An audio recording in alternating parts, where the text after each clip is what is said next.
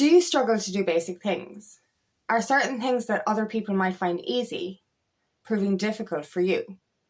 Is it hard for you to find a connection with yourself and with others? When we're living in a trauma bubble, it is hard for us to connect properly with the outside world. We're living in this safety of this bubble of protection, this bubble of safety, but it disconnects us from ourselves and even our intuition. So it's only in breaking free from this can we actually rediscover the most magical parts of ourselves. My name is Angela Cleary. I'm a feminine empowerment coach. I specialise in healing after narcissistic abuse, and I also offer twin flame and spiritual guidance. This is the thing, and we don't obviously know this when we're in it, but because of childhood trauma and because of relationship trauma or because of any kind of trauma, we end up in this bubble, this dark cloud of,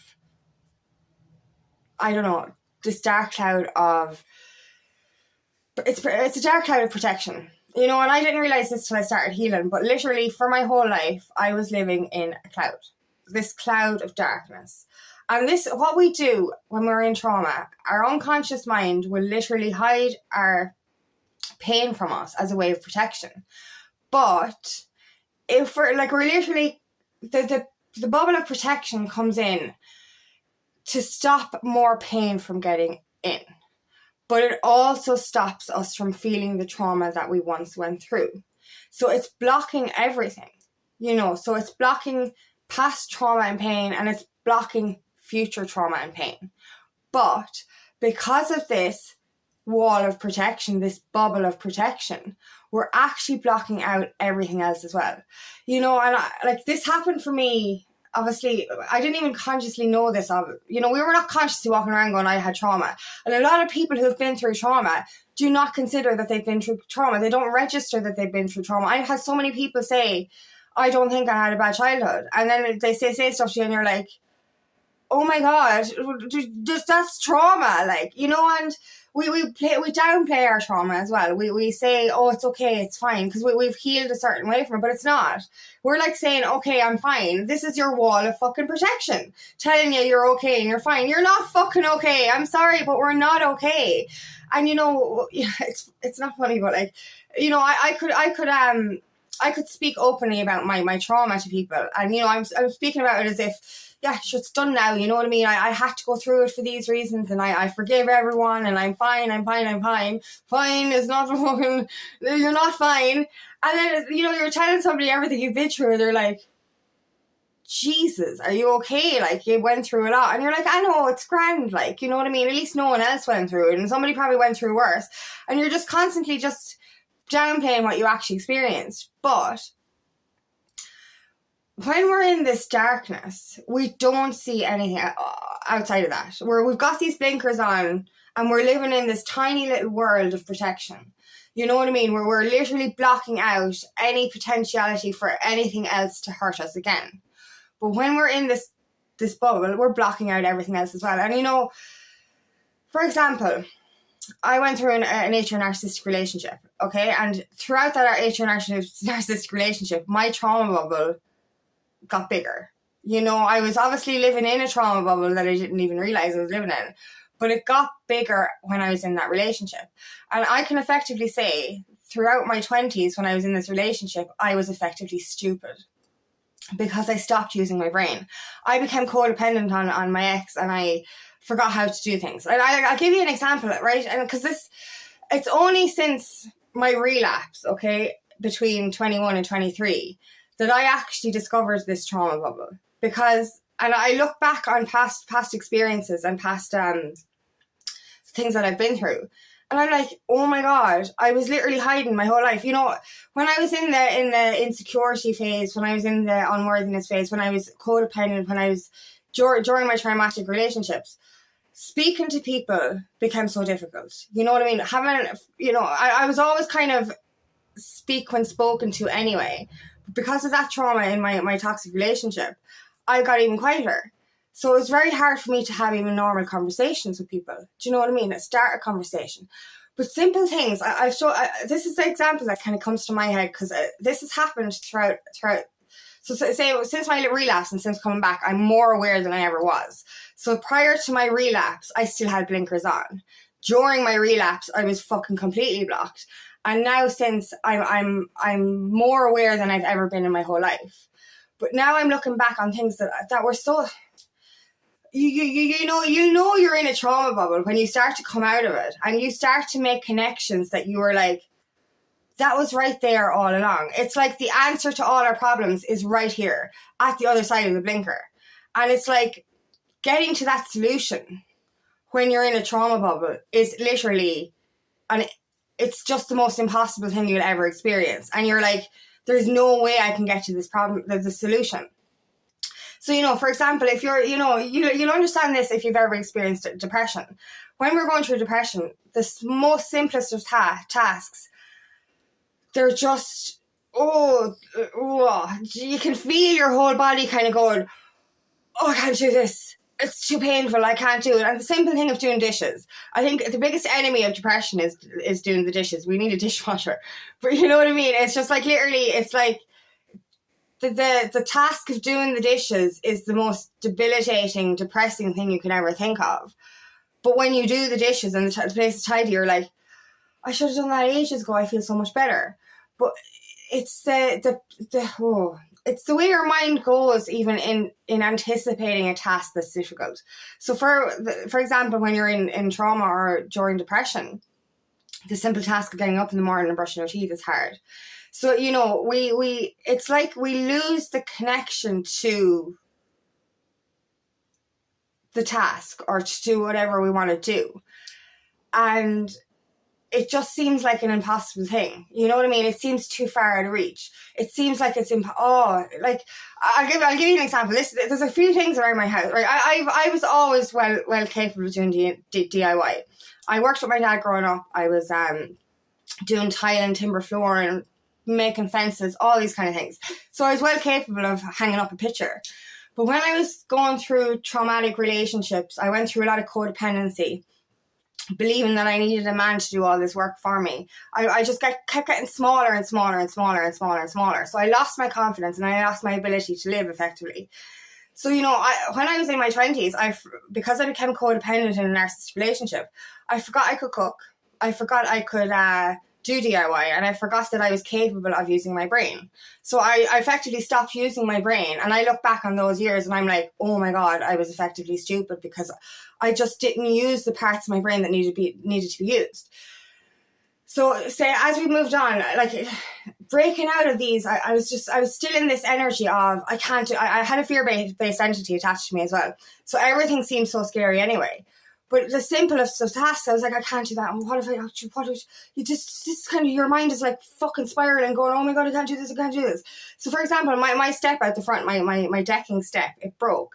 It came down, right? And I was like, I have to get somebody in to fix that. I can't fix that. I need to get somebody to fix it. I'm just actually having mini panic attacks over this fucking step. And this is not just the only thing that happened, but like, this is the example I'm going to give. And, you know, I was like, oh, you know, oh my God, to fix it. And then when I started, I could watch my gradual process of healing. And I started to go, you're able to fix things. You don't need somebody to fix that for you. You can fix it yourself. And I was like, yeah, but I can't. I've no equipment. This is more spirals. And you know, I was looking at it one day and I was like, I need brackets. I need L brackets. I need this. I need that. I haven't got enough equipment. I can't do it. So this is the kind of spiral I'm in. And then I started gradually healing more and more. And I was sitting outside another day and I looked across and I was like, all you need is a couple of long screws, which I have an abundance of. And I was like, this is not a big job. This is a very small job that you could have done months ago if you weren't going through these energies. And I just looked at it and I was like, I was looking at myself going, how could you be so stupid? And like, you know, that's what we do to ourselves as well. We look at ourselves and say, that was so fucking simple. Why didn't you know that in the first place? It's not because you're stupid. It's because you didn't connect. When you're in this darkness, the normal things of fixing a simple step seem so far out of your capabilities, but they consume you with fear. So like every little thing, and it's just like, you know, you're hiding behind this blanket effectively. You're hiding in this blanket kind of going, you're afraid to see anything in the world, but you're afraid to it's not that you're afraid, but yeah, you are. You're constantly in fear. You're constantly like, you're afraid you're going to fuck things up. Like, you're afraid that you're going to break something. You're afraid you're going to fail. All of these things come up. And then you start to, as you start to break out of the trauma bubble, you start to kind of go, okay, that dot connects to that dot, and that dot connects to that dot. Where when you're in the bubble, you don't see the dots, and you don't see you might see the dots, but you don't see how you can connect the dots. And it's simple little things. It's simple things. And like, the amount of times, since I've broken out of my trauma bubble, the amount of times I'm going to myself, that's so fucking simple. That was standing in front of you all of this time. Why didn't you? Why wasn't I able to see it? And it's not because I'm stupid. It's because I was in a trauma bubble. So basic things, basic little things. This keeps happening because as I'm ever expanding, I'm ever escaping my trauma bubble. And like little things, I'm like, oh my God, how did I not see that? How did I not do that? How did I not connect that? Do you know, and it's even comes down to awareness, self-awareness, and awareness of the people around you. You're not aware of what you're feeling. You're not conscious of how you can fix what you're feeling. You're not aware of another person's feelings. And there's that, the whole thing with the trauma bubble as well. I'm very hard on myself lately about energy. You know what I mean? Back before, when I attracted narcissists, I didn't read energy like I do now. I could read body language. I was good at reading people, yes, but I could never, because of my trusting, open, wounded heart, my inner child wounding, I was so trusting of other people. And like, one of the biggest fears I have now is my energy radar. It's like, what if I let a wrong person in again? What if I let a narc in again? What if I'm wrong? But this is another thing that opens up when our trauma bubble starts to open. Is literally, we start to become so energetically aware. And it's not just energetically aware of others, but it's energetically aware of ourselves. We start to become in tune with our bodies. And this is the thing, oh my God, like when you're in this trauma, you're so fucking disconnected from regular, basic, common sense things, but also from yourself and from other people. It's like you're living in an out of body experience all the time. It's like you're floating along. It's like you're completely detached. It's like you're not even there. And it's like, oh, it's hard. It's a hard place to be in. It's lonely. And why does this happen? As I said, it's happening because our own unconscious mind is trying to protect us from the pain of the past, and also trying to protect us from any other pain getting in. But if you're in this fucking shield all the time, you can't let anything in. And this shield is blocking, like this shield is up around your heart effectively. So like, just say it's around your heart. You're not able to get into your heart.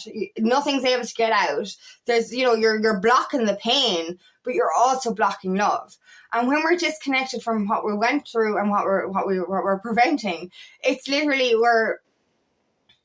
we can't fix it. We're just so unaware. You know what I mean? And this bugs me, and I keep doing it myself. We keep putting these walls up again and again. It's like, if I keep putting my walls up, no one can hurt me. But no one can love you either. And you can't love anyone either if you keep hiding behind this wall. There's so much magic and beauty to be seen outside of your trauma bubble. It's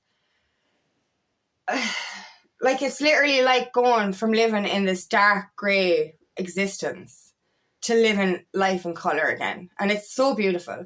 And I love it because we're all very intuitive beings. We're spiritual beings living a human experience. So making connections to things, finding solutions to problems, following your gut, all this kind of stuff.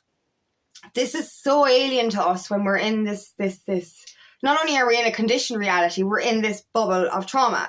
So intuition doesn't work either, because you're so, and it comes down to the trusting thing again, this fear, this unsafety.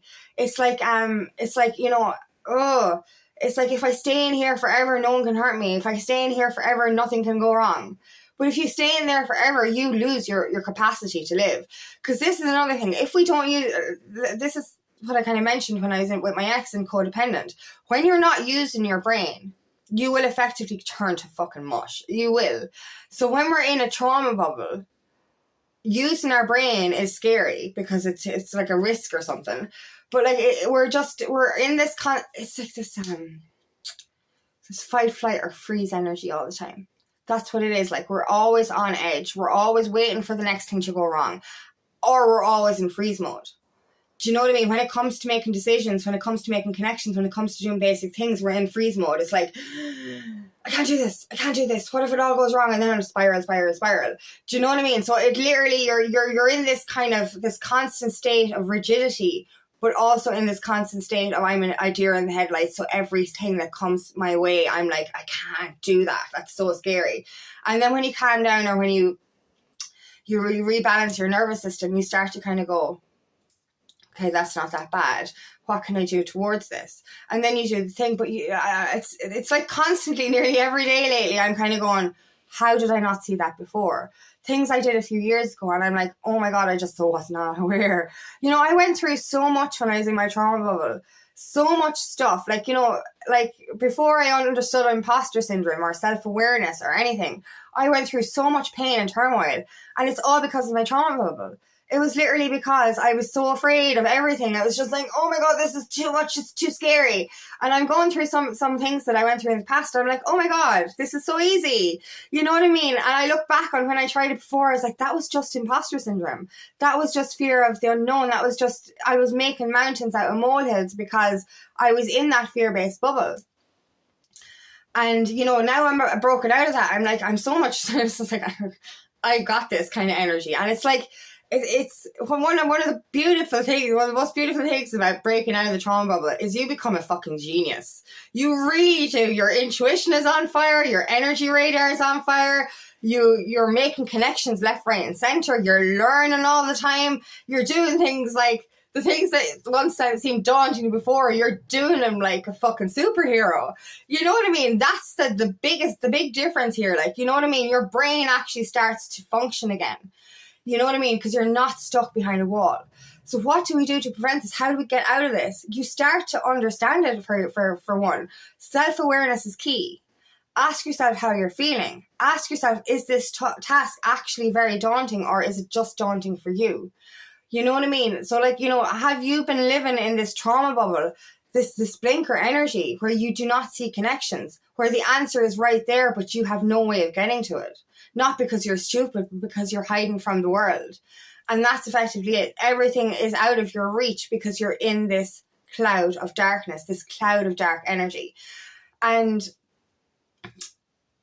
it's lonely. It's a lonely place. And I think that's one of the biggest drives for me to get out of that was it's a fucking lonely place.